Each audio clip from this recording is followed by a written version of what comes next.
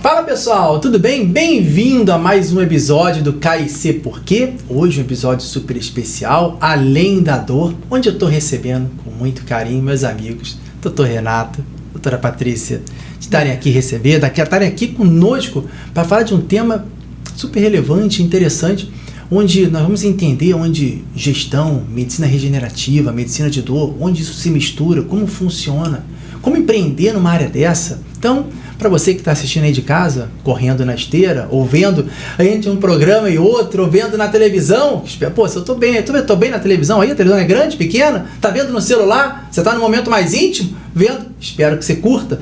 E o nosso propósito aqui com vocês é trazer informação, trazer algum insight que você possa utilizar dentro do seu dia a dia. Então, meus amigos, muito obrigado por vocês receberem meu convite, aceitarem, estarem aqui conosco. Obrigado mesmo. Obrigado pelo convite, cara. Quantos anos já, Limark, de parceria, cara? Que isso... Hoje eu vou te falar que nós 20? estamos... Mais, ué. Acho que mais de 20, né? Mais de 20? Mais de 20. Aí o cara deduz da minha idade. Aí vocês já quebram demais. Mas Nossa porque clínica... a Lívia tem 19? A nossa clínica tem 19 de funcionando. Você já era advogado dele. E a gente dele, já era nosso advogado antes, cara. Vocês veem, gente, o tempo passa. Pensando que só passa pra você, não, passa pra todo mundo, meu amigo. Não é fácil, não.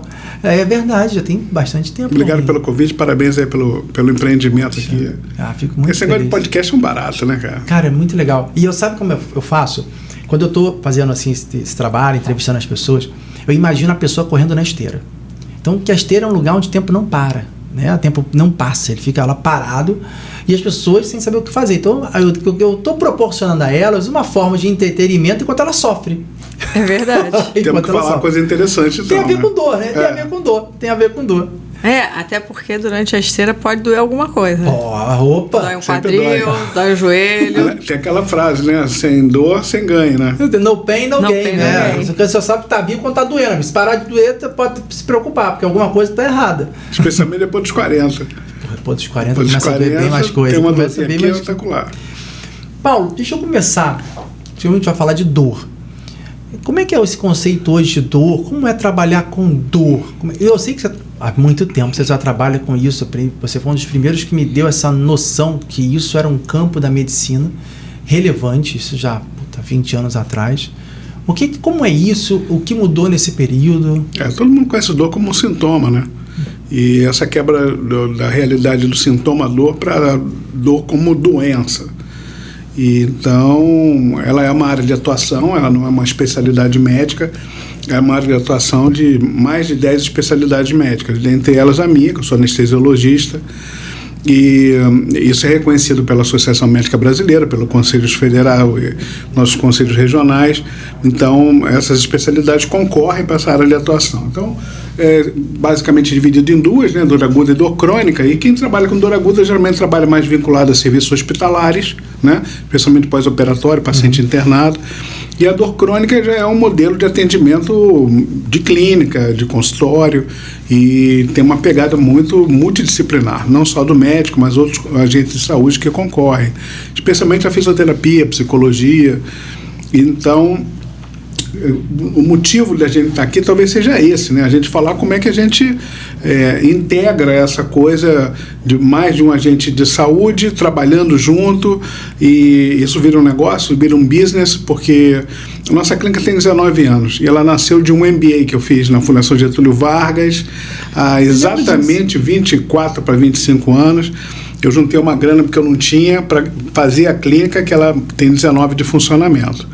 Você me falou do modelo quando eu estive visitando você. Eu me lembro quando eu visitei, um momento muito específico. Eu lembro quando eu visitei lá e você me contou, eu fiquei fascinado, porque é um problema que afeta todo mundo, é um problema do dia a dia. Todo mundo sente dor em algum maior ou menor escala, menor ou maior grau. Então, uma coisa, quando você me falou isso, que trabalha com essa parte, eu falei, cara, fantástico. Então, os números internacionais são 30% da população mundial. Olha. Tem pelo menos uma dor crônica, entre dor de cabeça, dor na coluna, especialmente a dor lombar.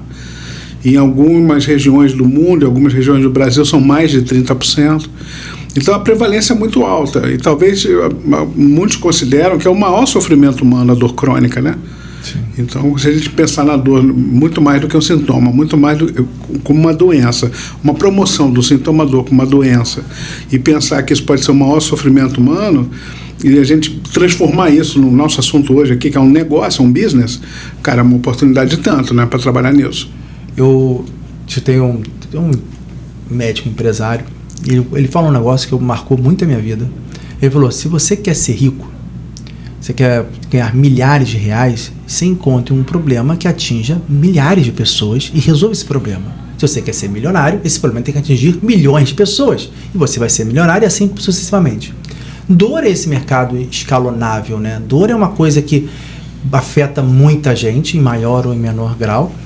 E a gente vê, com o passar do tempo, que essa desmistificação, essa diabolização do médico em ganhar dinheiro, essas coisas todas, isso vem caindo, porque você, na verdade, quando a gente fala em business, você está procedimentando, operacionalizando, padronizando, empresariando uma coisa para ajudar as pessoas.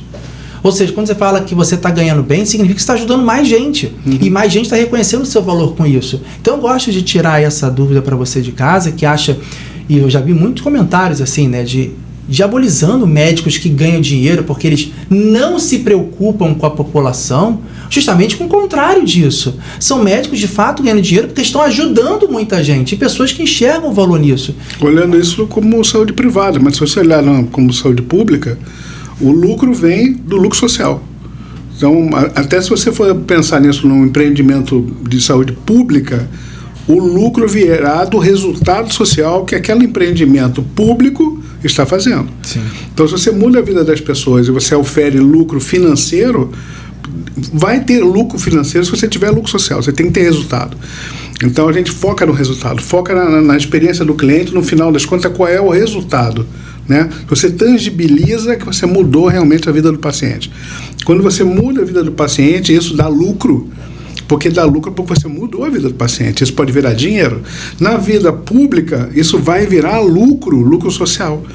Porque você vai deixar essa pessoa integrada de novo no mercado de trabalho, na vida social, na vida familiar, e vai deixar de ser ônus para a saúde pública brasileira, que vai deixar de pagar o afastamento, a aposentadoria e assim por diante. Então, é lucro. Sim. É lucro também, né? No Claro sentido mais puro da palavra, né? Um lucro que não é ganância, e sim ambição. Então, a ambição do gestor público é de dar lucro social no seu empreendimento público. E digo mais, você tem o lucro do paciente. Claro. Que é o benefício do retorno. Isso. Então ele está no lucro, porque quando o cara está com dor e essa dor é incapacitante, por exemplo, e se ele consegue resolver isso, ele tem um lucro, que eu adorei essa expressão de lucro social, fantástico, é o lucro dele, de ter o benefício com aquele tratamento que surtiu um resultado. Então ele potencializa o seu trabalho, então ele está tendo lucro também com isso. Então, ou seja, é que a gente, quando fala em lucro, as pessoas tendem a associar lucro à parte financeira somente. Sim. Não é. Não. É um lucro de toda a operação. Todo mundo sai ganhando. O médico sai ganhando porque prestou um bom serviço. O paciente sai ganhando porque ele eliminou um problema. O sistema de saúde pública sai ganhando porque tirou uma pessoa que estaria muitas vezes encostada e recebendo qualquer tipo de auxílio ou apoio. Você tirou isso daí, você tirou gente de leito de hospital que estaria ocupando leito de hospital de uma pessoa que talvez precisasse ainda mais. Ou seja, é uma situação que gera exatamente essa expressão de lucro social. Hospitalização, reintegração social, deixa de ser um ônus para a saúde pública no sentido da previdência, né? Ou seja, reintegra esse paciente. Então, isso é lucro para o país. Né? Seja quem paga a conta, se é a saúde, se é a previdência social ou se é o gestor privado, se é a família que paga o ônus do afastamento, o ônus psicológico desse paciente, né? Ou seja, o paciente tem um revés, pode ser psicólogo. Então, a gente sabe o quanto que emocionalmente esses pacientes sofrem, né? Então, essa coisa a família adoece, Mark. Sim, com o nosso paciente. Não é um caso isolado. Parece que ele está falando de uma pessoa isolada, mas ela está dentro de um contexto de família, né? Afeta todo mundo. Isso. Por isso que quando você me perguntou a respeito de qual dor e qual é o nosso negócio, né? O nosso negócio é tratar a família. Né? Então, esse ente querido que está doente, hoje a gente vende um programa de tratamento, né? Uma coisa que não está isoladamente num analgésico. É um programa temporário, né? Ou seja, existe um aprazamento do que nós oferecemos, que é multiprofissional, que tem uma série de tecnologias envolvidas, em que inclusive a família está envolvida também. Porque tem paciente, familiar, cuidador, tem uma série de pessoas que estão envolvidas. Fantástico. Ele não está solto. Sim, sabe? claro. Isso faz a diferença. Então, quando eu falo assim, eu sou Paulo, médico de dor, mas o senhor trata qualquer dor? Você imagina quantas vezes ele já respondeu essa pergunta, né? Pessoal, eu perdi a pessoa amada, eu tô com meu coração doendo. Você trata também? Coração partido. De preferência, você consegue trazer a pessoa amada em 3 dias ou não? Os gregos definem a dor, o oposto da dor é a felicidade. Ou seja, a pessoa que tem dor, ela não consegue ser feliz. Sem dúvida. Né? Então, é fato, quando você fala assim, a dor da perda de um ente querido, de um animal, sabe, algo que você ama, você sente, quando você fala isso, você sente uma sensação de dor que não é uma dor nociceptiva da pele, da carne, né, do soma, né? Mas você entende essa expressão, a dor da perda, né? Essa dor, ela tem que ser quantificada e ela tem que fazer parte do nosso tratamento. Então, o apoio emocional, o apoio social faz parte desse portfólio de serviço que a clínica de dor entende, compreende e entrega. Muito bom. Patrícia, vocês não sabem, vocês deveriam conhecer Patrícia Fonseca, aliás, sigam ela no Instagram. Ela trabalha especificamente, olha como é que é o nicho, né, de gestão de clínica de dor. Ainda vou falar do outro aspecto da parte da medicina regenerativa. Calma que eu tô segurando isso depois. Calma, você que está curioso, calma. Mas quando a gente está falando, e Paulo falou muito bem a questão do mercado, do business, como é isso, Patrícia? Como foi transformar? E olha, vocês não conheceram a clínica do Paulo antes da Patrícia, eu conheci. Então, assim, era uma clínica médica. Para tratar tudo isso que o Paulo falou, é uma coisa que ele executava brilhantemente. Quando a gente entra no negócio, e aí, Patrícia, eu queria que você falasse nisso, que é a sua expertise hoje profissional, como é trazer um negócio para uma coisa que é tão benéfica às pessoas? Desafio. Antes de eu começar a falar, quero agradecer. Agradecer pelo convite, por a gente estar aqui nesse lugar lindo. Agradecer pelo suporte que você dá diariamente para a gente lá na clínica. Ter o escritório do Limark. Aliás, eu vou falar para a câmera ali. Ter o escritório do Limark dando esse suporte, né, jurídico, esse gerenciamento para a gente no dia a dia, é dormir tranquilo. Então, não poderia começar esse podcast. São amigos, gente. São amigos. Não, eu vou fazer uma observação. Liga todo dia para o escritório. Todo dia. Todo dia. Quando eu cheguei aqui, que eu fui cumprimentar o pessoal, eu falei, vocês, né, a equipe dele, o corpo dele aí de advogados, falei, vocês que eu perturbo todo dia, né? Não sou eu especificamente, é a minha equipe, mas todo dia a gente fala com alguém do escritório do Limark. Isso é muito bom, eu tenho que te agradecer por esse suporte. Você está lá dentro da nossa clínica todo dia. Tô. De certa forma, eu tô mesmo. Então, obrigada. É um desafio, né, Limark? É um desafio porque inserir negócio dentro da medicina, a primeira coisa que a gente precisa é ter o apoio do médico. Porque sem o apoio do médico, sem o médico entender que o que ele tem é um negócio, a gente não consegue fazer negócio. E é difícil mudar essa jornada do médico, né? É difícil. Uma jornada, né? É um desafio. De modo geral, a turma é um pouco refratária a esse pensamento. É refratário. De ser empresário, desconstruir a ideia de que consultório não é empresa, que você não é pessoa física, você é pessoa jurídica. A turma é Existe uma metodologia de ensino ou desse processo de transformação da mentalidade médica? Você conseguiu hoje cadenciar isso? É uma das primeiras aulas que os médicos que entram na nossa mentoria têm. Legal. É de sensibilizar ele, porque se você reparar, hoje tem muita oferta de treinamento para médico, tem muita oferta de mentoria para venda. E eu não sei se você já reparou que as chamadas para ação são muito assim, você precisa deixar de ser médico. Eu já reparei bastante disso, já me incomoda bastante. Porque, me incomoda. Cara, você vai dizer para o cara que ele estudou a vida inteira, que ele fez 10 anos de estudo, residência, que ele agora vai deixar de ser médico, o mundo mudou. E ele agora vai deixar de ser médico, isso não é uma realidade. Sim. Agora, ele precisa inserir novas habilidades, sim. Ele vai ser um médico com novas habilidades de entender que o que ele tem é um negócio, ele precisa empreender, precisa fazer tudo que ele estudou esses anos todos de medicina, transformar isso em dinheiro no bolso dele. de uma forma ética. Então, precisa realmente ter uma união de alguém que entenda de business, alguém que entenda de negócio, para trazer esse médico para essa realidade. Porque se o negócio, assim, se o médico é bom, não significa necessariamente que ele vai ter sucesso. Ele pode Jamais. ser um bom funcionário. Pode ser um ótimo... Para uma clínica grande, por exemplo, se ele é bom tecnicamente, ele é um excelente funcionário para uma clínica grande. E não tem nada de errado nisso. Zero problema, Não, é perfil. É perfil. Ele pode ter um perfil empreendedor ou não. Exato. E eu ainda acho que, em relação à medicina, ele será o melhor médico se ele for um bom gestor. Não é muito... como é que eu vou dizer? Não é muito óbvio, mas eu explicando você vai entender. Quando o médico ele consegue ser bem remunerado, o atendimento que ele dá é muito melhor. Sim. Porque se você recebe muito bem de uma pessoa, o que acontece imediatamente? Você se sente na obrigação, essa pessoa me pagou muito bem, eu tenho que dar retorno para ela. Essa pessoa me pagou muito bem. Então, quando ele é um bom gestor e ele consegue fazer a medicina virar dinheiro no bolso dele, cada vez ele vai dar um atendimento melhor para esse paciente. Você nivela o jogo por cima, né? Você cria um ciclo virtuoso. Ele está me pagando bem, eu tenho que fazer o melhor. Eu faço o melhor, ele paga bem. Exato. E assim vai. Exato. É bem legal. E é uma jornada de transformação, né? É uma jornada.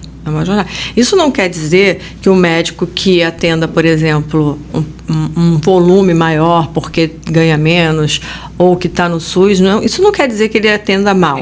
Mas é que o nosso foco aqui hoje é falar sobre gestão, né? Um médico que está virando um gestor, que está adquirindo novas habilidades e está fazendo da clínica dele um negócio de medicina. Eu gosto de pensar o seguinte, quando a gente fala principalmente da parte de negócios, até eu mudei meu posicionamento. Hoje eu sou especialista em negócios na área da saúde, que um dos meus papéis hoje é pegar uma clínica, entender que isso é um negócio e ajudar esse médico a fazer essa transição.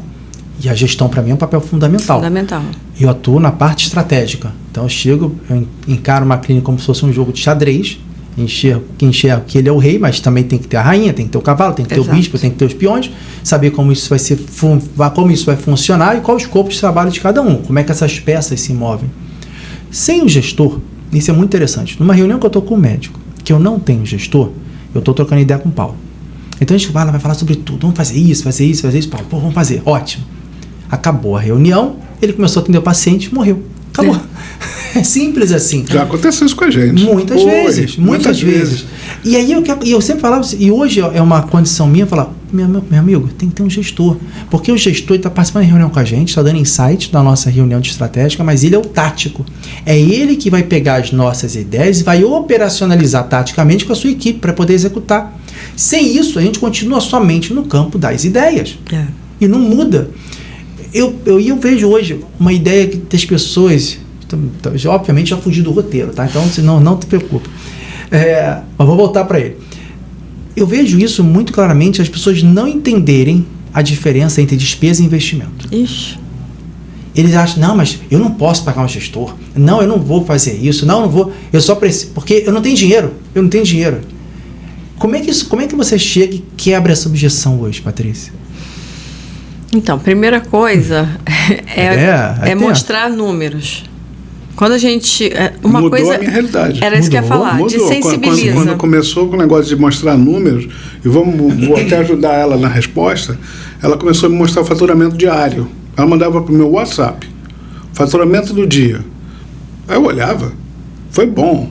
Ou olhava e falava, foi ruim. O que foi que deu de errado hoje? Ou o que deu certo hoje? E eu comecei a ver algumas práticas, sabe? Algumas coisas que eu fiz que eu não fiz tão bem, ou que eu fiz bem. Isso foi me sinalizando. Veja que interessante. Sim. Houve algum autodidatismo só de ela me mandar números. Porque você tem um senso crítico muito forte também, né? Sempre entende? Só de mandar números. O que eu fiz? Eu saí mais cedo? Eu cheguei tarde? O que aconteceu nesse dia? O que aconteceu nesse dia? E a gente está falando de médico aqui, né? Sim. Outros profissionais também, mas médico especificamente, é com quem eu convivo há mais de 20 anos, trabalho direto com médico, então realmente eu conheço muito bem como funciona, né? O funcionamento, como é o funcionamento do médico. Então, entrou na mentoria, primeira coisa que eu faço é fazer um encontro individual com ele para entender como que está distribuído o tempo dele. Legal. Por quê? Eu vou dizer 100%, nada é 100%, mas eu vou dizer 100% porque é 100%. Na grande maioria das vezes, eles estão desperdiçando energia para vários lugares. Sim. E ele não sabe metrificar, quantificar quanto vale a hora dele. Então, essa é a primeira parte para ele conseguir entender que é dentro do consultório dele que ele vai ganhar mais dinheiro. Que é fazendo a gestão do consultório dele, que aí ele vai conseguir metrificar. E são as métricas que vão ajudar nesse... número. Exatamente. O médico não está acostumado com isso. Ele não está acostumado. Quando Sim. ele começa a olhar o resultado do que ele faz diariamente num papel escrito, é muito interessante. Ele fica mudo na nossa reunião. Ele fica mudo. Eu falo para ele, eu pergunto assim, a grande maioria atende em várias clínicas. Várias. Tem vários pontos de atendimento. Tem um consultório. Existe isso, uma coisa no inconsciente coletivo do médico, que é melhor dividir os ovos em várias cestas, por uma questão de segurança, sabe? Sim. Não botar muita coisa num lugar só, sabe? Se ficar doente, se acontecer alguma coisa, sabe? Olha que interessante. Ele tem o consultório dele, ele atende uma tarde e uma manhã no consultório dele. No outro dia, ele atende numa clínica que fica a 40 quilômetros do consultório dele. No outro dia, ele está no centro cirúrgico, que faz centro cirúrgico. No outro dia, ele está atendendo numa clínica de ortopedia, que lá tem não sei o que lá. Aí eu pergunto para ele assim, de quem é essa clínica aqui? Essa aqui é minha. Eu falei, mas na sua clínica você está indo 2 dias na semana? Aí eu falo assim, nessa daqui, o que você ganha? Qual que é seu ganho aqui? Não, aqui gera paciente. Para onde? Não, para eu atender. Então, você percebe que se ele tivesse aqui, aí eu falo assim, e quando você está aqui na sua clínica, você faz um faturamento de quanto, mais ou menos, por dia? Não, geralmente, quando eu estou lá na minha clínica, eu faço um faturamento de 6, 8 mil por dia. Aí eu falo assim, mas se você ficar todo dia na sua clínica, você vai fazer um faturamento maior? E aí eles ficam mudos. Eles não percebem. Então, começar a quantificar quanto vale a hora dele em cada local que ele está, porque ele não está no consciente isso. Não. Isso está no subconsciente total. Ele atender aqui, atender ali, atender aqui, atender ali. Ele está com a sensação de que ele está trabalhando muito. De que ele está trabalhando mais. A produtividade pela quantidade de dele está muito boa. Sabe? E está plantando em outro local que não é dele. Trazer ele para gerar negócio dentro do consultório dele, aí ele vai precisar olhar para o marketing, ele vai precisar olhar para a geração de demanda dele. Aí ele está atendendo numa outra clínica, porque lá naquela clínica ele tem volume de convênio, na clínica dele ele não tem. Não, mas lá eu tenho convênio. A questão é, não há uma estratégia, ele não sabe direito o que ele ganha exatamente em cada lugar. Então, começar a metrificar o tempo dele, quanto vale, eu acredito que seja a primeira estratégia. Porque quando eu consigo colocar ele centrado no consultório dele, no espaço dele, ainda que seja um espaço alugado, não tem problema. Coloca ele ali, aí ele começa a quantificar quantos pacientes ele atendeu por dia, quanto que cada paciente gerou para ele. Isso dá para fazer em conta de papel, de padaria. Você divide assim, atende tantos pacientes, não precisa muita coisa para começar.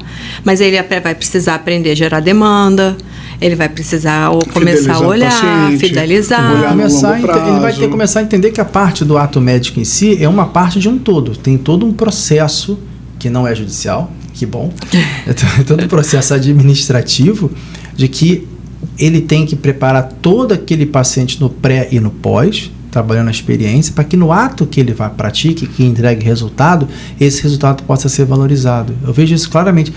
Dentro disso, e aí pergunta para os dois, vocês percebem que existe hoje, eu percebo isso claramente, tá? Mas queria a opinião de vocês, um conflito, talvez um confronto entre gerações? Essa geração que está chegando agora, ela já está, eu vejo ela muito mais pronta para esse tipo de conceito, muito mais pronta e talvez já desejando isso numa geração talvez um pouco, eu sou talvez mais jovem que a minha já não pensa muito assim, dessa modalidade mesmo, e talvez por causa disso encontrar um pouco mais de dificuldade. Vocês percebem isso? Eu vejo. A gente fala muito isso entre nós, né? A minha geração mais velha falando da geração mais nova. Na minha geração, a gente dava plantão de graça, né? Hoje não tem praticamente mais isso. Esse negócio de... até a forma de aprender mudou, né? Então, o professor catedrático é aquele cara que tinha acesso à literatura do livro importado. Hoje não tem mais isso, né? Hoje a gente aprende no telefone celular, né? O que lança fora do Brasil lança aqui ao mesmo tempo. Houve uma democratização da informação. Então, o grande professor, o que ele tem de diferencial é a experiência, já ter feito muito mais, ter mais tempo praticando, e isso não tem jeito, isso, o tempo, a medicina é assim, né? A experiência do fazer é insubstituível ainda, né? Mas o conhecimento está muito democratizado. Então, essa turma que chega agora, eles já chegam com um questionamento muito grande, porque tem IA, porque tem o acesso à informação da literatura, com novas tecnologias, eles dominam muito mais desse segmento do que a turma mais veterana. Isso é um fato. Posso, antes de você passar para o segundo fato, deixa eu fazer uma coisa que você falou que é perfeito, e eu exemplifiquei isso entrevistando um cirurgião plástico. Antigamente, olha que coisa louca.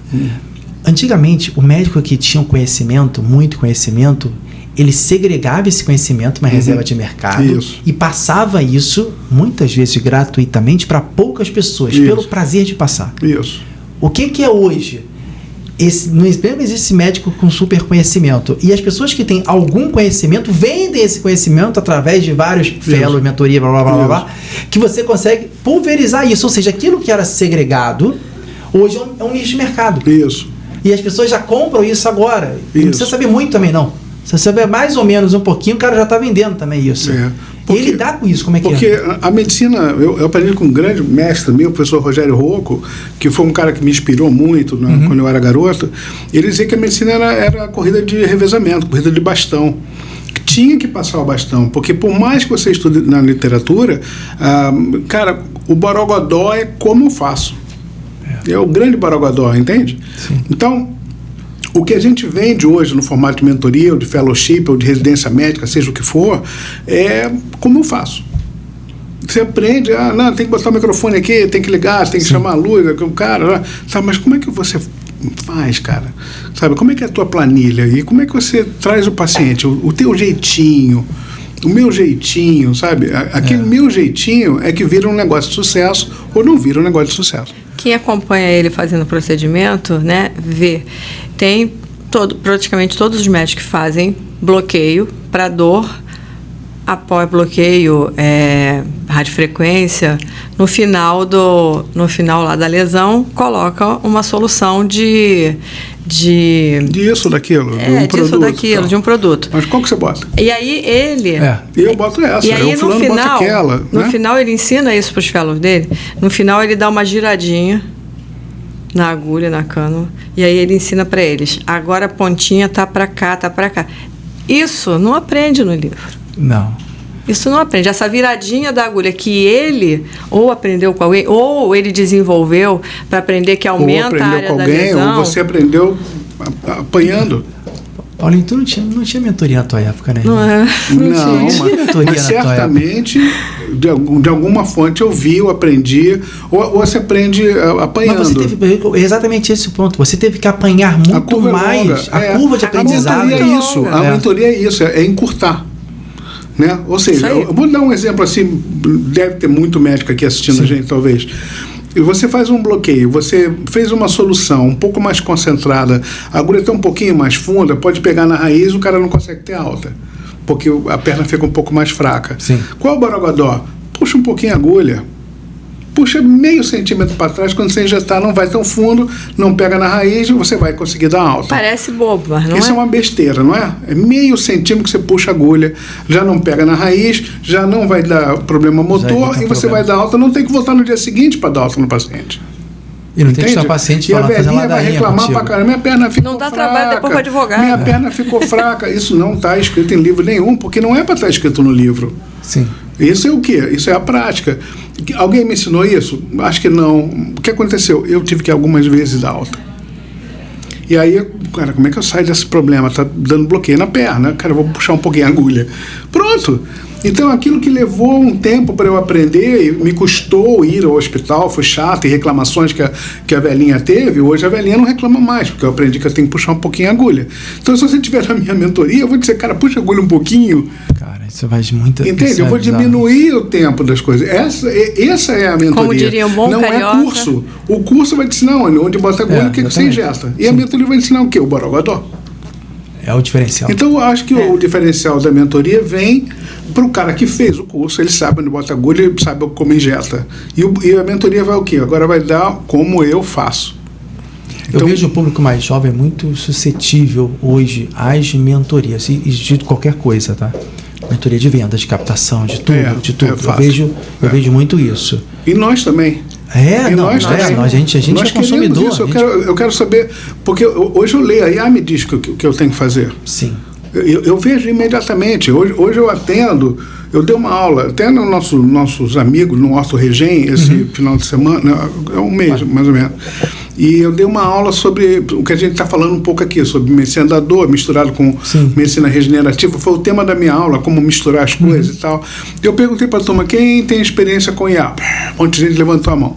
Quem atende no seu consultório com a IA aberta na tela? Um ou outro. Eu hoje atendo com 3 abertos na tela. Ontem eu atendi um paciente que estava com herpes zoster agudo. Demais, né, não, você vai falando isso. Olha só, eu conheço o Paulo já há muitos anos. Quando eu comecei a falar sobre negócio com ele... Ele vai me sacanear porque eu não sabia o que era CRM. Não, nem CRM. CRM, eu apresentou o CRM dele. Então, assim... Aí eu apresentei o CRM. Não é isso, não. Eu não tinha ideia do que era negócio. E você escuta um homem falar hoje que tem 3 IA aberta... E eu gosto muito da sua curva de aprendizado. A sua curva de aprendizado, para mim, ela é exemplar.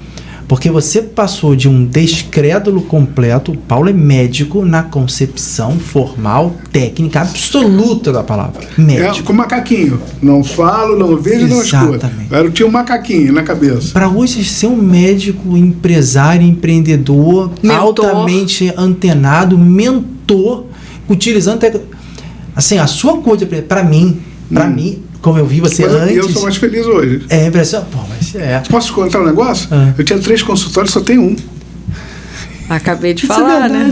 Foi o que ela estava falando. Ou seja, eu não estou falando uma coisa que eu não converti. Eu tinha 3 consultórios, agora eu tenho um. Porque eu entendi que eu tinha que focar tudo. E aí que eu estava falando da inteligência artificial... Não falava mesmo, o Limar falava isso a vida toda. Eu levei a Patrícia, falei, Patrícia, me ajuda, pelo amor de Deus. Ele não acredita, mas sabe, a Patrícia tinha uma frase comigo muito simples. Paulo é difícil. Não, Paulo é difícil mesmo, ele olha, para isso não é fácil. Hoje, escuta o homem falar, é outra pessoa. E não entendam isso como uma coisa ruim. Só para de aprender quem morre. Nossa, aprender é bom demais. É muito bom. E você tem que estar aberto a isso. Olha como é que a IA é importante. IA não é mecanização? É mecanização. A IA tornou a minha consulta mais humana.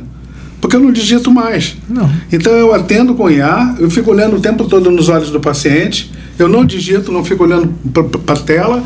Aquilo vai tudo pro meu prontuário, tudo bonito, tudo maravilhoso. Você sabe que eles vão me matar se eu não te perguntar qual é o nome das IAs, você sabe disso. Não vou falar nada, vou ficar quietinho. Você sabe que eles vão me matar depois. Vão perguntar qual é o nome. Subiu no prontuário. Chegou um paciente de uma coisa que não é comum no consultório, que é chegar com herpes zoster agudo. Eu só tenho dor crônica, então os caras chegam já trevas, né? Tem isso há 7 anos, 5 anos, 3 anos. O cara chegou com 5 dias. Por quê? Porque é meu vizinho.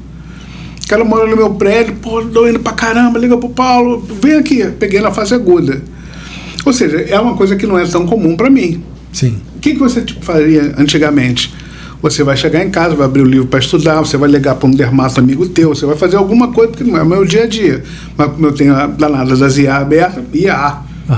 E eu tenho um laser na clínica que eu não sabia qual era o protocolo. Imediatamente, porque a gente não pega isso todo dia.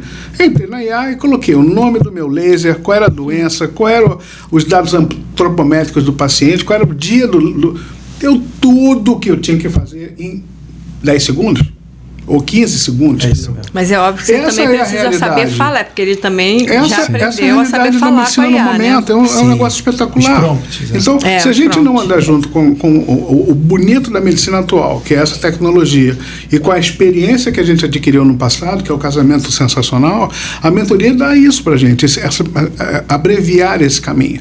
Lembrando que você tem que treinar a sua IA. A IA não nasce sabendo não, tá? Não, Você tem que treinar a sua IA. A minha não deixa ela dormir. Eu nem apago. Eu acho Eu nem desligo ela. Eu já chamo ela de você, ela já me chama de você, do bom dia. Já tem intimidade, tudo. ela já tá do bom dia, armazenando tudo, né? Que ela não é boba nem nada. agradeço, ela é muito solícita. Pois não. Eu também agradeço a minha. Mas ele falou uma coisa muito importante, aí eu vou voltar na sua Boa. pergunta sobre os jovens, os médicos da geração nova. Ele acabou de falar uma coisa sensacional. Eu pego hoje esse conhecimento e junto com o meu background, com todo o conhecimento que eu tenho. Sim. Então, a geração nova ainda não tem esse conhecimento. Sim. Isso é uma coisa muito importante para a geração nova, para a gente alertar nesse sentido. Por quê? Hoje você já deve ter escutado 500 vezes os médicos falarem assim: eu não aprendi isso na faculdade, né, Elimar? Quantas vezes você já escutou isso? Muitas vezes. Todo dia você escuta isso? Sim, isso é normal. Então, os de agora já aprendem na faculdade. Já aprendem. As faculdades já têm cadeiras de marketing, vendas. Eu estava conversando com uma pessoa que está na faculdade, está terminando.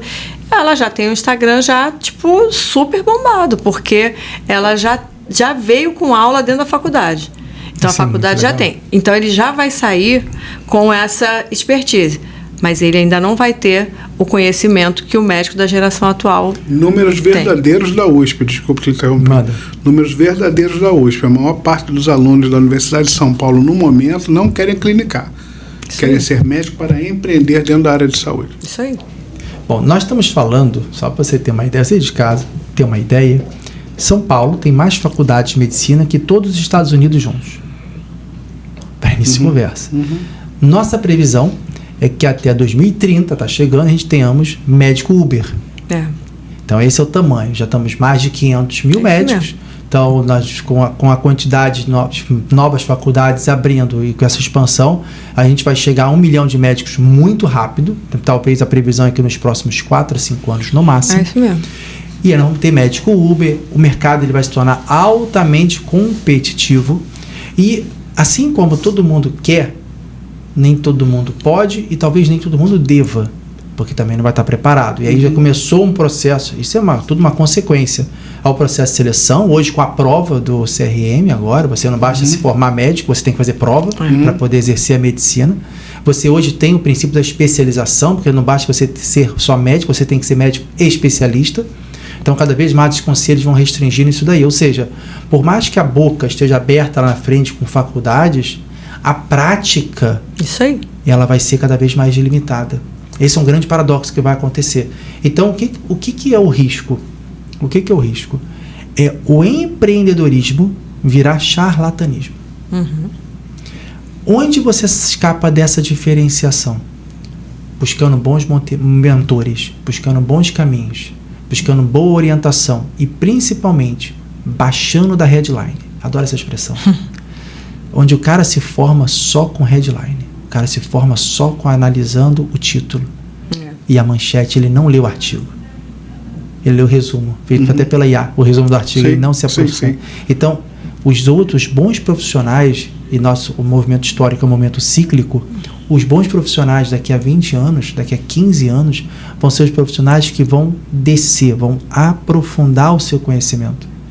Só que é esse conhecimento que hoje a gente tem um conhecimento mais superficial em várias camadas, por isso a universidade já está adotando essa matéria, mas está superficializando. Então, quando você superficializa, você vai ter o conhecimento em manchete. Mas o sucesso não está na manchete, está na verticalização do conhecimento, aprofundar o conhecimento, que a gente chama de superespecialização. É o cara específico de dor em criança. É o cara específico de dor de joelho, é o cara específico de dor de ombro, é o cara específico em dor, que a gente já entra no nosso ponto, que já associou isso à medicina regenerativa, por exemplo. Sim. E aí você criou uma diferenciação. Você trata a dor com medicina regenerativa? Ou você trata a dor de forma tradicional? Ou você é cirúrgico? Como entra hoje, você viu que eu já fechei o gancho, né? Como entra hoje, dentro desse contexto, hoje, a medicina regenerativa? E, por favor, explica para o pessoal o que significa hoje medicina regenerativa, a gente vira réptil e pode criar um braço novo? Porque muita gente já pensa isso. Ainda não. Ainda não, mas já está nesse caminho. Então, já de uns bons anos para cá, já se produz e se prepara mamíferos para produzir órgãos humanos, ou seja, porco que gera um fígado humano e não um fígado de porco. Né? Então a engenharia genética já está nesse caminho. Você sabe que agora você acabou de ser cancelado por todas as sociedades, né, de criadores de animais, igual de nós, que come bacon, que são animais, igual de animal, mas come bacon. E já estão te cancelando nesse momento, você sabe disso. Estão cancelados, né? Mas os estudos são nesse caminho para permitir que se produza tecido humano por outros mamíferos, né? Tanto que as vísceras do suíno já são estruturalmente muito parecidas com a nossa, né? Mas fora essa observação e essa brincadeira, que não é brincadeira, é fato, é verdade mesmo, o que a gente trabalha na medicina regenerativa do momento atual, né? Sim. Isso é tudo legalizado, isso não é objeto de científico para o futuro, é fato. Sim. A medicina de reparação de tecidos ou medicina regenerativa, ela utiliza o nosso próprio corpo como uma fonte para a reparação do tecido, né? Então, quando você tem um processo que tem uma lesão, o que você pode fazer? Lembra a história da vovó, que falava que o sangue é que regenerava? Quando você via aquele mendigo de rua que tinha uma ferida na perna, aquela ferida não cicatrizava, era uma ferida esbranquiçada, amarelada, purulenta, e que ele ia para o hospital e o médico fazia o desbridamento, ou seja, raspava para sangrar. Lembra essa história? Sim. Tem que sangrar para curar. E é fato. O que é o sangramento? O sangramento é de onde vêm as células que fazem a reparação dos tecidos. O sangramento é a vida, né? Então, quando você tira aquela parte fibrosada, aquela parte da cicatrização, que pouco sangue chega, o sangue traz a vitalidade. Então, a partir do sangue, seja o sangue periférico, seja a medula óssea, seja a gordura, onde tem essas células que vão reparar e tem os sinalizadores que vão trazer essa reparação, essas células que reparam, essas novas células que o pessoal chama de célula-mãe, ou célula-madre, ou célula pluripotente, multipotente, nós usamos essa tecnologia nos locais onde precisa de reparação tecidual. Então, se você tem uma artrose de joelho, você tem uma tendinite, uma tendinopatia nos tendões, nos ligamentos, onde o músculo se insere no osso, que é a êntese, a gente pode usar essa tecnologia de modo a reparar o tecido. Onde está um grande quebra de paradigma? O que era a medicina da dor no início, nos anos 50, final dos anos 40, quando começou esse movimento de tratar a dor como doença e não apenas como sintoma? A gente focava em tratar a dor, alívio da dor. Nós éramos uma especialidade paralela à especialidade da cura. Então, se o ortopedista trabalhava na cura pelo paciente, ele não controlava a dor, a medicina da dor entrava junto para contribuir com o alívio do sintoma, enquanto ele pensava no tratamento da doença. O cirurgião geral operava uma barriga, mas ele continuava com dor na cicatriz de longo prazo. A medicina da dor entrava para ajudar na dor da cicatriz. Hoje nós fazemos a medicina da dor, além disso, a gente trata a doença. Então, se tem uma artrose no joelho e a gente trata a dor da artrose no joelho, a gente se preocupa também em tratar a artrose do joelho, não apenas a dor. E uma das coisas que nós fazemos dentro de tratar a doença, a fonte da dor, é com a medicina regenerativa, com a fotobiomodulação com laser, com LED, utilizar as terapias por onda de choque, o campo magnético. Ou seja, nós temos muitos recursos hoje que agregam, além do controle do sintoma dor, também a reparação dos tecidos através de várias tecnologias, não só a medicina regenerativa. Então isso está na moda aí pra caramba, aparecendo jogadores de futebol fazendo plasma rico em plaqueta, que é o PRP, usando as células da gordura, que é uma mini lipoaspiração. A gordura tem muita célula tronco, né, mesenquimal, e também a medula óssea, o tutano, que tem dentro dos ossos também tem as células tronco hematopoéticas. Então, essas células, elas se diferenciam, né, por isso que chamam células-mãe ou células-madre, elas são células que se diferenciam em coisas que nós queremos reparar: cartilagem, músculo, tendão, ligamento. Então, quando a gente pega essas células e coloca onde tem o problema, a tendência é reparar o tecido, a regenerar aquele tecido. E não apenas fazer uma cicatrização com fibrose. É fazer de novo aquilo virar com mais vitalidade. Não é virar Deus, né? O que você falou, não vai virar Deus, mas é melhor do que só tratar com o controle dos sintomas. E não necessariamente precisa ser biológico. Então a gente tem a proloterapia, que a gente usa glicose como uma fonte de reparação de tecido. A gente usa o ácido hialurônico, que é um produto sintético, não é ortobiológico. Ele tem muitas outras opções, entende? E sinalizadores. A gente pensa muito no controle metabólico da pessoa, otimização do metabolismo, o intestino, melhora da qualidade intestinal, da microbiota intestinal, melhora da qualidade do sono, melhora como a gente trata, por exemplo, uma pessoa, especialmente as mulheres mais velhas com osteoporose. Todo mundo fala da osteoporose. Osteoporose, tem que tomar cálcio, né? A gente pensa muito no músculo, não pensa só no osso. Então, aquela velhinha que não se move, né, não consegue levantar, está na cadeira de roda, ela tem osteoporose, fato. Mas ela não conseguir se mexer, ela tem dificuldade de se locomover, é pela falta de músculo. Então, tratar a osteoporose sem tratar a sarcopenia, a perda do músculo, está errado. Tem que pensar muito na musculatura da vovó, porque o osso precisa de carga, precisa de impacto. Então, se ela não se mexe, a osteoporose progride.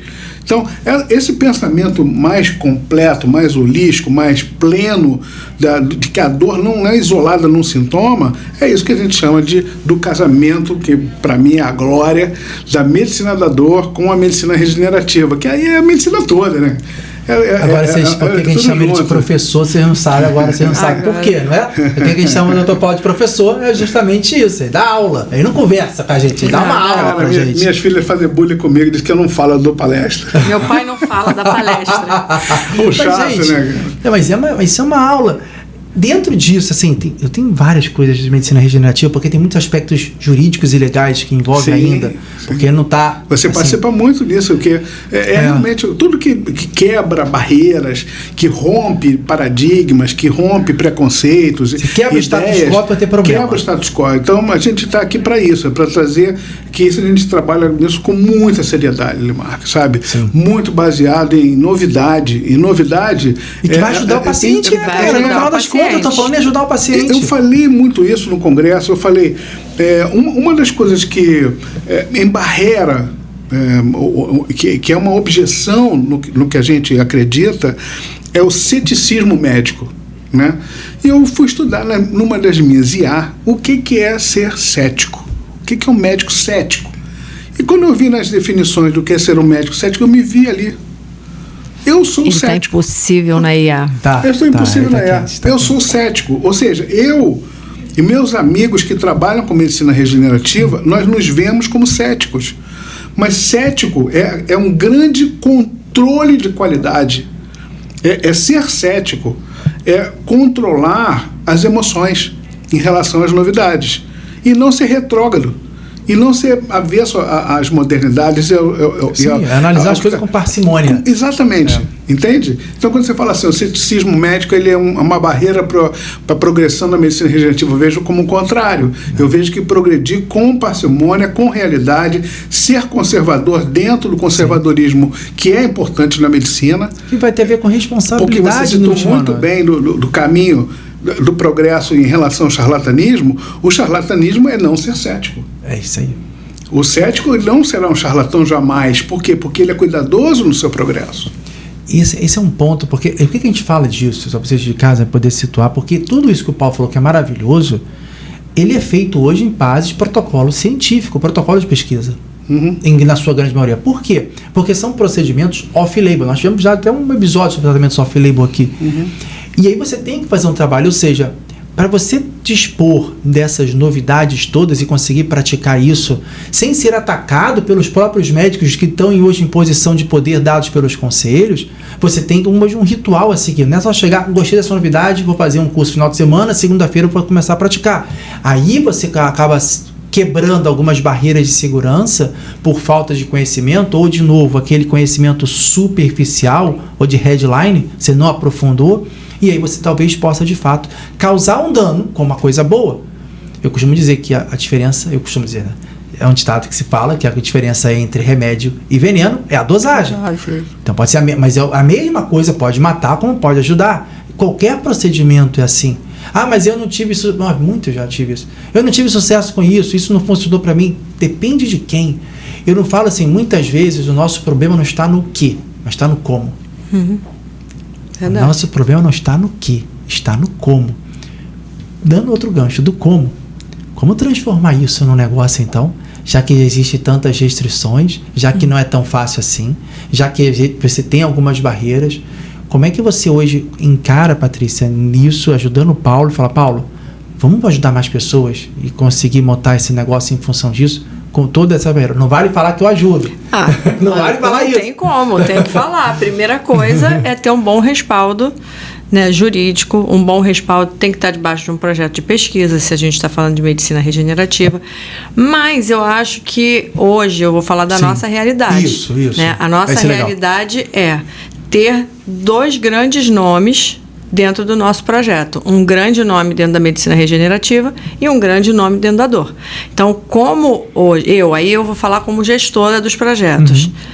Eu fico muito confortável em oferecer para um paciente nosso, em fazer um planejamento de venda, em fazer um planejamento de divulgação, que isso tudo é importante dentro da gestão, né? Como que você gera demanda, o que você faz quando a demanda chega e o que você faz com o dinheiro que a demanda deixou para você. Né? De uma forma muito resumida, isso é gestão. Então, eu fico muito confortável quando eu tenho Paulo Renato e Fábio Costa dentro do nosso projeto. Porque... Pegou sua referência também, né? Mas desculpa, mas é o que eu tenho hoje para fazer gestão, são desses 2 nomes que estão dentro do nosso projeto. Então, eu tenho 2 nomes dentro do nosso projeto, que estão dentro de um gerenciamento de risco com Limar Kamarov. Então, isso é confortável. Então, o que eu sugiro? Se um médico hoje, ele deseja fazer da clínica dele, se ele hoje é, por exemplo, ortopedista, se ele é neurocirurgião, se ele é fisiatra, se ele é reumato, se ele está dentro dessas especialidades, anestesista, e ele tem o desejo de empresariar a vida dele, de transformar a vida dele ali num consultório, a primeira coisa que ele precisa pensar, óbvio, ter, como você falou, ter uma pessoa pensando junto com ele na gestão, isso vai ajudar muito, e estar cercado de boas pessoas, de pessoas preparadas. Como você sabe que as pessoas são boas? Vamos lá, eu tô aqui aprendendo, eu tô aqui. Como é que você faz? Para mim, eu acho que o que é inquestionável é resultado. É resultado, então... Vou acompanhar seu raciocínio. Vamos. Tá, e aí vou entrar no outro ponto que é marketing. Ninguém conta derrota na internet. Todo mundo conta vitória, todo mundo conta vantagem, todo mundo fala que é bom, todo mundo fala que entrega, todo mundo fala que resolve. É só isso que você vê. Instagram, você só vai ver isso o tempo inteiro. Então, se eu for fazer uma diferenciação por resultado com base no Instagram, todo mundo é bom. Sim. E eu tô lá tendo, se a gente for analisar hoje, né, o WhatsApp hoje é a principal fonte de informação das pessoas, é pelo WhatsApp. Depois aí você pode... É verdade. Principal fonte. Se alguém morrer, seu WhatsApp vai tocar agora e você vai saber. Na hora. Então, na hora. Então, assim, é a principal fonte. 98% das pessoas se informam pelo WhatsApp. É bizarro. Eu fiz uma palestra sobre o WhatsApp. Uso o WhatsApp. Parêntese, viu? Isso eu queria ver. Eu queria ver. Essa não vi ainda. Não, sobre o outro WhatsApp. Não, Cara, hoje eu vou gravar um vídeo sobre o WhatsApp ainda. Falar disso. Tá. Então, assim... que as pessoas olham o WhatsApp antes de dormir. Você tem uma ideia de quantas pessoas fazem isso? É mais de 90% da população olha o WhatsApp antes de dormir. E então, quando abre o olho? E o poder do WhatsApp é absurdo. O poder do WhatsApp. Então, assim, a comunicação vem dali. E eu vou estar lá, o WhatsApp eu vou elevar um pouquinho para a rede social. As pessoas também olham a rede social antes de dormir. Então, esse marketing, essa comunicação que chega para quem está começando agora, é que todo mundo faz bem, todo mundo é bom e tudo pode. O que me dá um problema desgraçado depois, que eu tenho que falar, irmão, todo mundo faz, mas eu vejo isso direto. Falei, você lembra que sua mãe falava que você não é todo mundo? Então, mas as pessoas não aceitam muito isso. Porque, de fato, todo mundo faz. E o errado parece ser certo. É a mentira com a roupa da verdade. Adoro esse texto. Diga-se de passagem. Verdade. Então, assim, o que a gente vê hoje é isso. A dificuldade das pessoas encontrarem caminhos. Porque muita gente que faz errado fala que faz certo. E a gente só vai descobrir, isso é o grande problema das principais, eu vejo hoje de várias pessoas que reclamam de mentoria para mim, é isso. Eu só vou descobrir que não funciona depois. Já gastei uma grana, já fui, já vi que o negócio não é assim, que a pessoa me promete depois não entrega. Como? Aí, uma pergunta de fato para ajudar as pessoas que estão assistindo. Como eu consigo diferenciar o joio do trigo? Cara, eu falar para você que eu sou boa... Não vai, porque aí você está falando igual a todo mundo. Falando igual a todo mundo. Como? Eu imagino que você está falando com um médico recém-formado que está escutando a gente, está vendo isso. E aí? Como é que o resultado, quando eu falo que o resultado é inquestionável, mas é o resultado que não é falado por mim. Mas é o resultado falado por quem já passou por mim. Esse resultado é inquestionável. Porque eu falar que ele é bom, ele é meu marido. Eu falar que o Fábio Costa é bom... O Fábio é meu sócio. A validade social, né? A validade social. A prova social é inquestionável. Então, quando você... O mesmo Instagram que eu posso usar para vestir uma roupa de verdade na minha mentira, é o mesmo Instagram que eu posso usar para colocar uma pessoa que passou pelo nosso processo, um paciente que passou por ele. E tem uma coisa muito importante na prova social, que a prova social, ela valida, sim, o profissional para outras pessoas, para outros prospects, seja paciente ou seja para o braço educacional ou seja para o braço assistencial. Só que a prova social, ela valida o profissional. Ela valida o profissional, porque a grande dificuldade de um profissional é vender uma mentoria, a grande profissional é a síndrome do impostor. Sim. Então, esse cara, você consegue... A minha mãe dizia que é mais fácil você pegar um mentiroso do que um coxo, do que um manco. Você pega um mentiroso muito mais rápido do que um manco. Então, essa pessoa ela não vai se sustentar durante muito tempo. Ninguém engana muitos por pouco tempo, nem engana poucos por muito tempo. Você sabe que tem um ditado que minha avó falava muito isso, e minha mãe também, quando era criança. Assim, diga-me com quem andas, que eu te direi quem és. Isso esse também é bom. Eu gosto bastante. Então, assim, vou dar uma dica prática. Só para eu finalizar aqui. Uma coisa que... Hoje teve um paciente lá. Todo dia, se eu falar com você, todo dia eu vou ter alguma coisa para te contar. Sim. Vou te falar do paciente de hoje. Ele chegou lá, eu falei assim, e aí, tá melhor? Nossos pacientes são sequenciados. Não... Praticamente nada lá na clínica, vai uma vez e vai embora, ele vai ser acompanhado pela gente durante um tempo. Então a gente fica muito próximo dos nossos pacientes, Sim. né? E aí ele o segredo é você não ter processo, diga-se passar, você não tem problema. Se você Aprendi tem, isso com quem? Não temos. Com o melhor. Não temos. Não temos. Se você não tem problema, você vai ter processo. Não temos. O cara só tem uma chance de receber processo sem problema. Só tem uma chance. Você tá passando na rua do fórum, um dia de faxina, e alguém jogar um processo que é na tua cabeça. Fora disso, eu tô fora disso. E a gente fica muito próximo dos nossos pacientes. Inclusive, é comum a gente ter cafezinho com bolo que o paciente leva pra gente. Beleza. Até comida baiana. A gente recebeu até comida baiana lá dos nossos pacientes. Beleza. Hoje eu tinha um paciente lá, eu falei assim, abracei ele, falei, ai, que bom que você tá aqui. Falei, tá no final já do seu tratamento, não tá, fulano? Tá. Eu falei, e aí, tá dando certo? Como é que você tá percebendo melhor? Ela virou pra mim e falou assim, cara, eu joguei bola ontem. Eu não senti dor no pé. Você tem que ser acreditando nisso.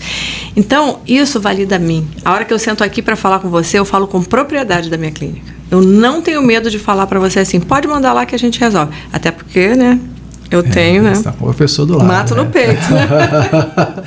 Eu acho isso fantástico. Não, isso valida, a prova social valida. Eu gosto assim, numa dica prática para as pessoas, é o seguinte, você está ouvindo falar de uma pessoa, você começa a seguir essa pessoa, ver quem está falando, quem é que está do lado dela, quem está validando.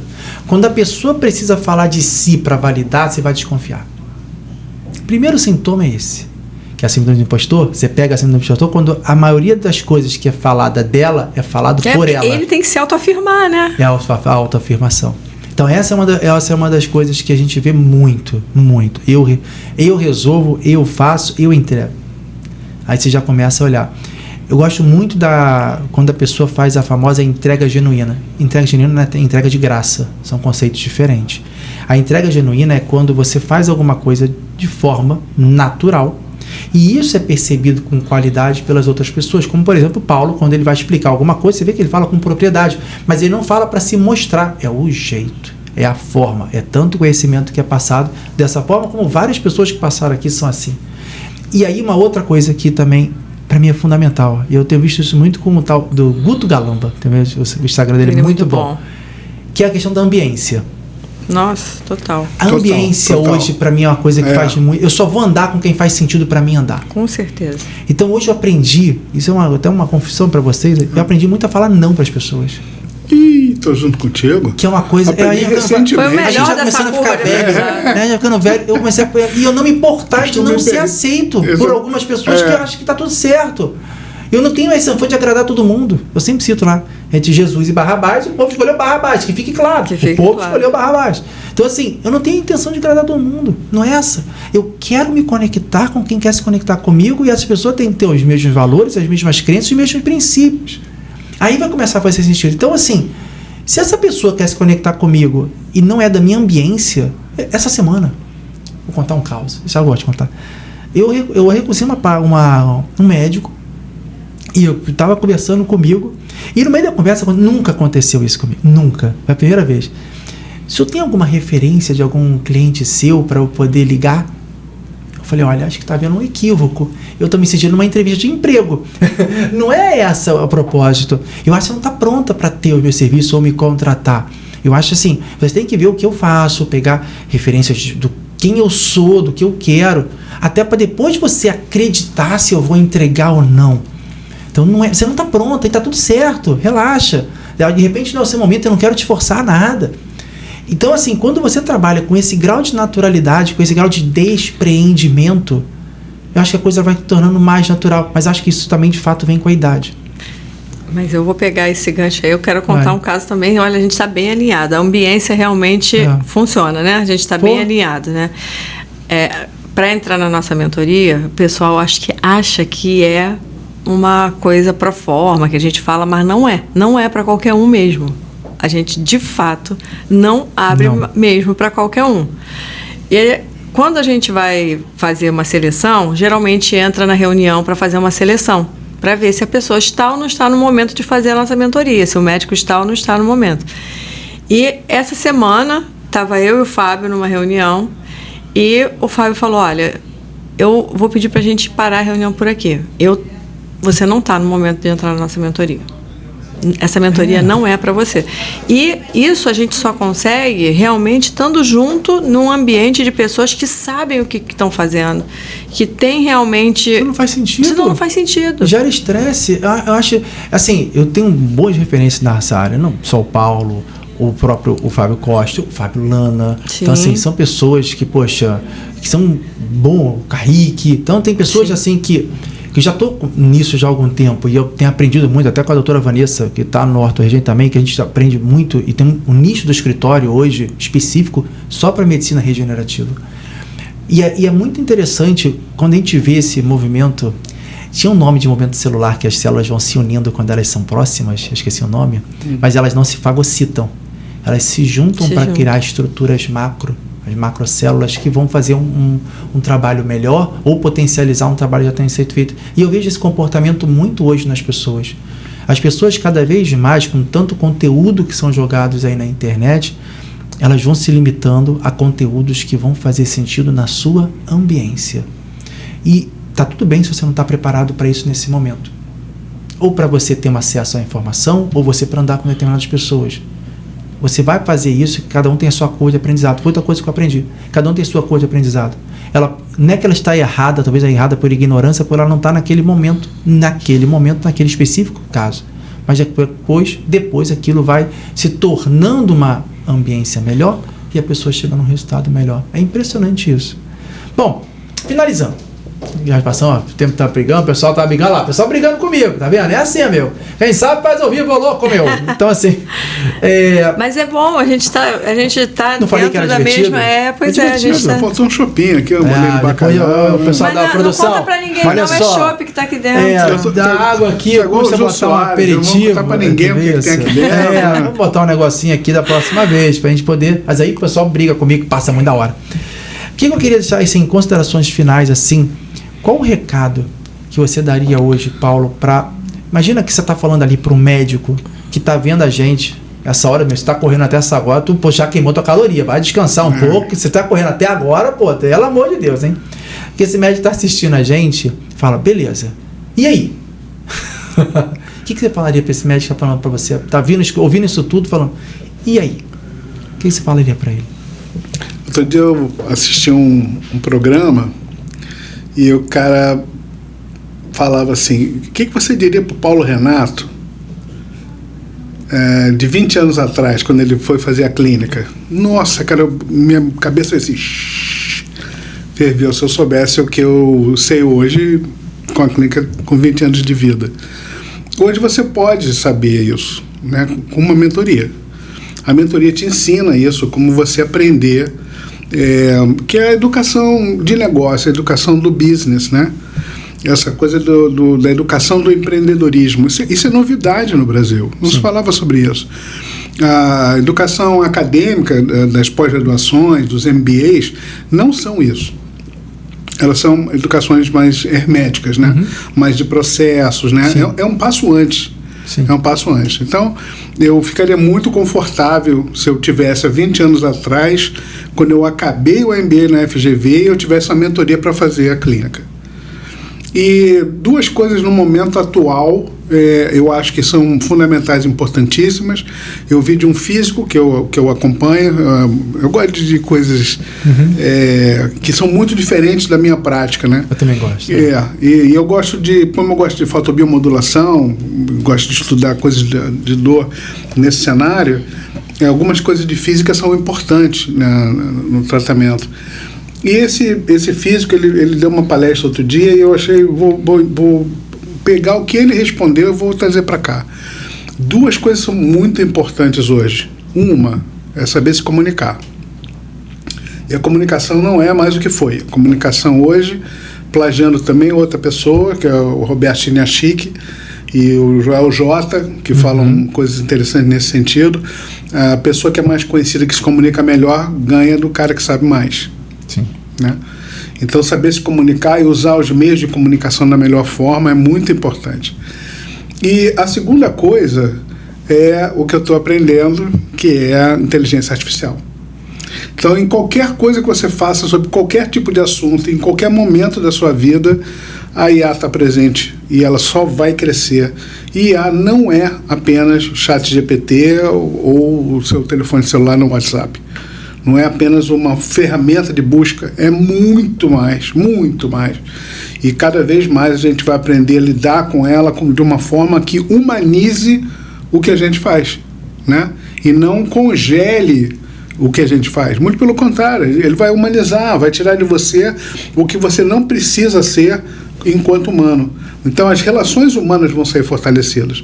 É o que eu falo em relação à minha consulta, que hoje é mais humana, porque eu fico olhando o tempo todo nos olhos do meu paciente. Muito bom.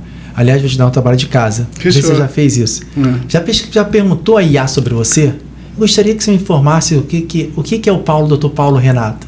Já fez essa pergunta? Não. Pronto. Fica não passa de hoje, pelo amor de Deus. Estou querendo até que acabe essa entrevista para correr para perguntar. Porque vai ser um grande validador. Assim como o Google, assim como o Doctoralia, para alguns médicos que estão acompanhando saúde, você saber o que a IA fala de você. Depois faz isso, vê o que a IA... Eu gostaria que você me traçasse um perfil do Dr. Paulo Renato. Isso é um prompt bom. Sim, senhor. Pronto, depois você me fala como é que foi. Assim será. Patrícia, muito obrigado. Obrigado por estar vindo. O que você falaria para essa pessoa que está assistindo? Falando, bom, assisti tudo, e aí? Majoritariamente o nosso público é médico, né? Sim, profissionais de saúde em geral, dependendo do tema, o pessoal fica mais aqui no médico. Mas, muito próximo do que o Paulo falou, eu diria, saia da headline. Por quê? Nós estamos vivendo um momento de muita informação, muita, né? Se você deixar, são abas que se abrem, por exemplo. Só assiste o corte, são abas que se abrem no seu telefone o tempo inteiro. É informação que não acaba mais. É muita informação e pouco conhecimento. Porque a informação é a headline. Então, Sim. Você realmente está com muita informação. A questão é, saia da headline e escolha quem de fato você quer seguir e escolher em qual ambiência você quer estar. A gente não consegue, por mais que as pessoas pensem, porque como você consegue dar conta de muitas abas, você tem a percepção de que você consegue dar conta de muitas coisas, de muitas informações e ter conhecimento de muitas coisas. Isso não é uma realidade. Você consegue ter informação de muitas coisas. Conhecimento você tem capacidade de poucos. Por mais que a gente ache que nosso cérebro consegue fazer duas coisas ao mesmo tempo, ele não faz. Tem a IA, tem a evolução, tem a regeneração, tem tudo, mas o nosso cérebro continua sendo aquele mesmo cérebro desde que a nossa espécie foi criada. Ou seja, ele vai fazer uma coisa de cada vez. Então, saia da headline e passe a ter conhecimento de algo profundo. Porque senão você fica raso.